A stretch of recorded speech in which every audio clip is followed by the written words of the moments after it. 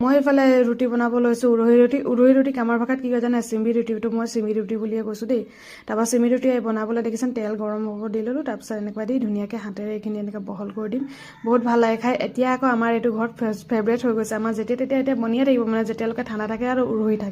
উৰহি ঠাণ্ডা দিনত খাই বহুত ভাল লাগে তাৰপিছত মই এইফালে গাখীৰো গৰম হ'ব দি থৈছোঁ আৰু মাহঁতক পটাপট খুৱাই লওঁ তাৰপিছত ভাতৰো যোগাৰ কৰিব লাগিব দুপৰীয়া যিহেতু ভাত খায়ে যাব তো এতিয়া ৰাতিপুৱা 9:30মান হ'লেই ভোকটো লাগিছে সকলোৰে তো পটাপট বনাই এইখিনি সিহঁতক খাব দিওঁগৈ এই দেখিছেনে ধুনীয়াকৈ বনি গৈছে বহুত ভাল লাগে আৰু এয়া চিমি ৰুটি কাৰ ফেভৰেট মোক কমেণ্ট কৰি জনাবচোন মই যিমান দূৰ লাগে আমাৰ আদিবাসীসকলৰ কিন্তু এইটো বহুত প্ৰিয় খাদ্য হয় দেই চিমি ৰুটি এই চাইছেনে বনি গ'ল এয়া এতিয়া গৈ দি থৈ আহিমগৈ এইফালে মা খাই আছে ভাত আলু পিটিকাৰ লগত এইফালে মানুহজনে খাই আছে আৰু ইয়াক অকণ ৰ'দ খাব দিছোঁ ৰ'দ খোৱাৰ পিছত এতিয়া চেম্পু আনিছে গা ধুৱাব বেটাৰ মানে ততে নাই কেতিয়া গা ধুৱাব কেতিয়া গা ধুৱাব আৰু আজি আমাৰ হাঁহ পোৱালি ওলাইছে আৰু এইফালে কুকুৰা এজন নিমাই আহিছোঁ ভাইটিহঁতক খুৱাওঁ বুলি ভাইটি যেতিয়া আহে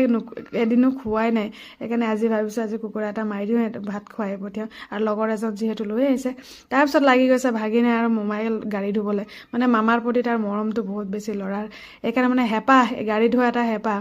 তাৰপিছত এই দেখিছেনে চেম্পু লৈ আহিলে আৰু দৰৱো আনিলে দৰৱ খুৱাই এই চেম্পু দি গা ধুৱাইছে মানে ওকণি বহুত হৈ গৈছে আৰু এই ডাঙৰটোকো আজি গা ধুৱাম তাক বান্ধি থৈছোঁ সি ইয়াক চাই আছে আৰু সি গা ধুই থাকে মানে ভয় নকৰে কিন্তু আজি কি কৰে নাজানো আৰু চিকুৱে এই চিকুকো গা ধুৱাইছে কিন্তু দিয়া নাছিলে প্ৰথমত সেইকাৰণে কি কৰিলোঁ সি কৰিলে বনাই ধুনীয়াকৈ গা ধুৱাইছোঁ আজিকালি ওকণি বহুত হয় নহয় আজি ইমানতে আমাৰ নেক্সট ব্লগত আকৌ